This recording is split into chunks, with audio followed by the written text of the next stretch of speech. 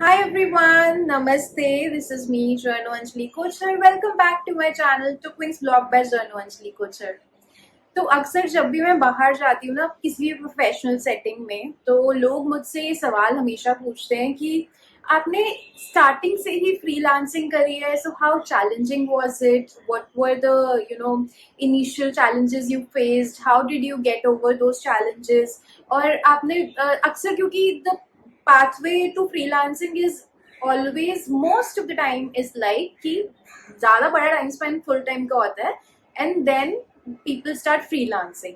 But मेरे case में ऐसा था कि आई थिंक इतना सा टाइम स्पेंड था फुल टाइम का, बट अभी तक के करियर में इतना टाइम स्पेंड फ्रीलांसिंग का है, एंड आगे it is more about entrepreneurship, है ना। उस पर भी हमने वीडियो बना दी है, आप चेकआउट कर सकते हो उस वीडियो के भी। My first year of entrepreneurship पे भी वीडियो बनाई थी मैंने, है ना। So now getting to the first year of freelancing, the challenges I faced, and now when I talk about it and think about it, then actual में मेरे लिए वो फर्स्ट ईयर ऑफ फ्रीलांसिंग तब था जब उसी साल में मैंने बॉम्बे में भी शिफ्ट करना था।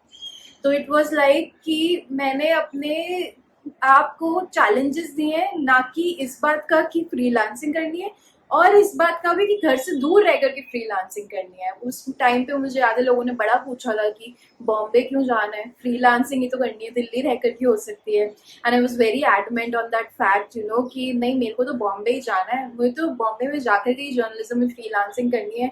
वहाँ पे इवेंट्स ज़्यादा है, वहाँ पे अपॉर्चुनिटीज ज़्यादा है, मुझे नहीं रहना है दिल्ली में, है ना। ऐसे कर करके मैं जवाब देती थी। उस टाइम पे लोगों को नहीं समझ में आता था, लाइक आई थिंक, बट 2 साल 2.5 साल हो गए मुझे बॉम्बे में। तो अब आई थिंक उन लोगों को समझ में आ गया कि मुझे क्यों जाना था बॉम्बे और मुझे क्यों फ्रीलांसिंग बॉम्बे से करनी थी, क्यों दिल्ली से नहीं करनी थी। क्योंकि when they see me going to events, when they see me working on some crazy projects, तो उनको समझ में आ जाता है, उनको अपने जवाब खुद मिल जाते हैं कि बॉम्बे क्यों जाना था, है ना।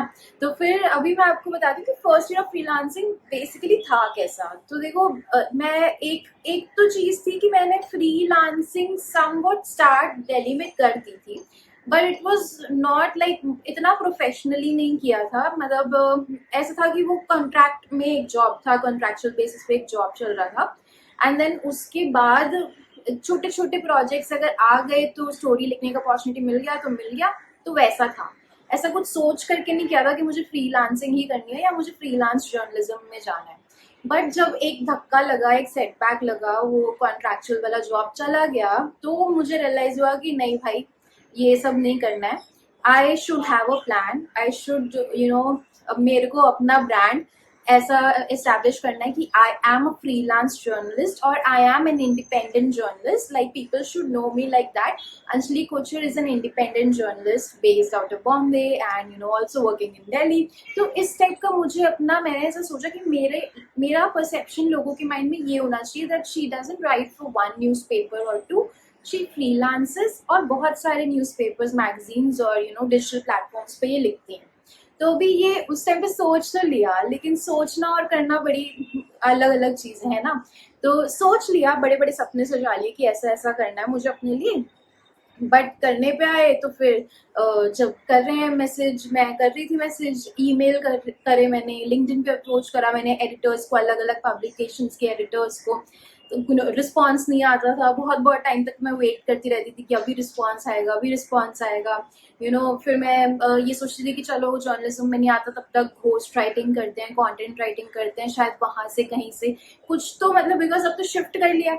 अब तो ये भी नहीं है कि मतलब शिफ्ट नहीं करा है, अभी भी घर जाने का ऑप्शन है, घर जाने का ऑप्शन है, बट अगेन क्यों जाऊँ, अभी तो आई हूँ बॉम्बे में कुछ सपने लेकर के, तो क्यों जाऊँ। तो मैंने सोचा कि चलो ठीक है, अभी कंटेंट राइटिंग के गिग्स देख लेते हैं। कुछ गिग्स बन गए थे कंटेंट राइटिंग के, बट मेन जो मेरा ये था कि मुझे अपना ये बनाना है पोर्टफोलियो एज अ फ्रीलांस और इंडिपेंडेंट जर्नलिस्ट, वो अभी थोड़ा फार फेच लग रहा था, बिकॉज अभी भी मुझे घोस्ट राइटिंग अपॉर्चुनिटीज मिल रहे थे। Now I remember this one incident कि मुझे ना किसी ने, मुझे ऐसा एक इवेंट था, एक I think one of the first events of my life in Bombay था वो। तो मैं गई वहाँ पे, तो एक मुझे मिले वहाँ पे, एक मतलब एक पीआर कम्युनिटी से ही थे। तो वो मिले मुझे, हमने काफ़ी बातचीत करी, काफ़ी बढ़िया हमारा इवेंट पे टाइम स्पेंड हो गया साथ में। And then you know he told me कि I can write for him, ghost write for him. ठीक है, कुछ चलो मेरे को वो पहला मेरे को समझ में आ गया कि हाँ घोस्ट राइट फॉर हिम, ठीक है मुझे पैसे बनाने हैं, ये काम मैं कर लूँगी। But then he told me कि I can ghost write for him for Moneycontrol. अब ये मेरे को थोड़ा सा ये लगा कि यार money control is one publication जिसके लिए मैं खुद लिख सकती हूँ, तो why do I ghost write for this person money control के लिए? तो मतलब मैं खुद क्यों नहीं लिख सकती हूँ? मतलब मैं अप्रोच करूंगी अगर एडिटर को, तो मेरे पास भी अपॉर्चुनिटी आ सकती है, राइट? तो मैं लाइक लिटरली उस मोमेंट पे मैंने सोचा कि नहीं यार चल। उस मोमेंट में मैंने, और he actually told me at that moment कि Moneycontrol doesn't pay, Moneycontrol तो पे ही नहीं करता है and to freelancers. And you know you can ghost write for me. मुझे ऐसा बनाया गया पागल कि you can ghost write for me, I pay you from my own pocket and Moneycontrol is not paying freelancers. ऐसा मेरे mind में बैठा दिया गया। But again I was very adamant, I was like कि नहीं यार मुझे खुद का देखना है कि मनी कंट्रोल ऐसे कैसे पे नहीं करता। I reach out to the editor, I check with them and everything, right? तो मैंने खुद से रीच आउट किया, मतलब ऐसे बहुत सारे लिंक्डइन मैसेजेस किए मैंने एडिटर को, and then you know emails drop करे। तो इनिशियली शायद थोड़ा स्लो रिस्पॉन्स आया, लेकिन फिर रिस्पॉन्स आया। Then the editor was very you know kind and he helped me out with the entire process. I started writing for money control. वो मेरे लिए एक बहुत ही मतलब मुझे तो वो काफ़ी बड़ा मोमेंट लगा था अपनी लाइफ का कि आई started writing for money control itself, है ना? Money control is a big publication at the point and अभी भी। तो फिर मनी कंट्रोल ऐसे हुआ कि मनी कंट्रोल का मिला, बट बीच में एक सेटबैक भी आया था कि कोई मुझे पागल बनाने की कोशिश कर रहा था। And then there were a lot of cold emails, LinkedIn messages sent to a lot of other editors। और फिर मैं ना इवेंट्स पे भी जाती थी। बॉम्बे आते ही मैं इवेंट्स पे जाना स्टार्ट कर दिया था कि नेटवर्किंग बढ़ाओ और जर्नलिस्ट से मिलो। फिर मेरे को निकली तो पता लगा कि और लोग भी हैं जो इंडिपेंडेंटली राइटिंग करते हैं, इंडिपेंडेंटली जर्नलिज्म कर रहे हैं। So I reached out to them, मैंने उनके साथ नेटवर्किंग करी। थोड़ा सा पता लगा कि ये किस किस पब्लिकेशन के लिए लिखते हैं, और फिर उनको पता लगा कि मैं किसके लिए लिखती हूँ। मेरे खाते में तो तब तक एक आधी थी, उनके खाते में बथेरे ही थे। तो मुझे लगा कि ओके कि दिस इज द वे, मुझे भी ऐसे ही मतलब अपने पब्लिकेशंस बढ़ाने हैं किसी तरह।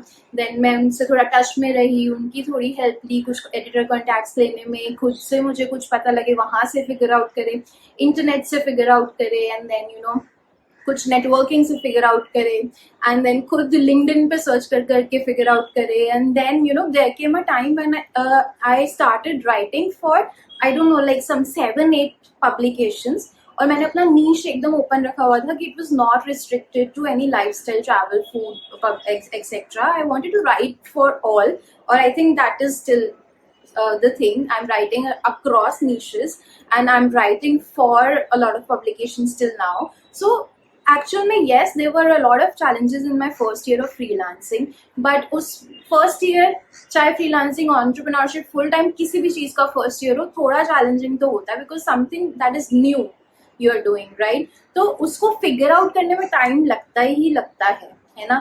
बट एक बार आपने अपना नाम बना लिया ना उस किसी भी फील्ड में, तो देन आपके पास क्लाइंट्स खुद से आते हैं। एक्चुअल में मैंने ये रियलाइज करा है कि एक बार के मार्केट में ये खबर फैल गई कि she is a journalist and she is working independently and she is you know writing for XYZ publications.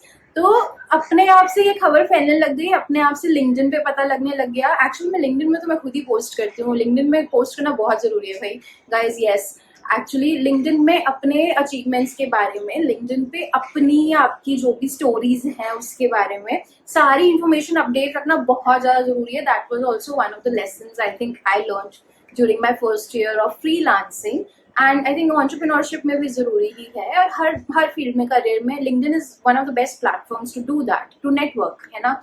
तो मैं अपना करती रहती थी, तो people started reaching out to me for more content related projects. अपने आप से मुझे पता नहीं लगता था कि कंटेंट रिलेटेड प्रोजेक्ट्स इनको कैसे पता है ना, because I build that profile. मुझे आइडिया भी नहीं लगा कि काम करते करते ही बिल्ड कर ली है profile, and now people are reaching out to me, ठीक है? बट देन आई रियलाइज कि यार मतलब हमेशा लोग खुद से रीच आउट नहीं करेंगे, खुद की प्रोफाइल को इतना स्ट्रॉन्ग करो और खुद से भी अपने क्लाइंट्स को बढ़ाने के लिए। That was I think some second year of my entrepreneurship और समथिंग, है ना? सो वो कुछ सेकेंड ईयर में मुझे समझ में आया था कि हाँ, अपने आप से भी रीच आउट करना पड़ेगा, अपना क्लाइंटाइल को और बड़ा करना है, अपना होराइजन और बड़ा करना है, तो है ना।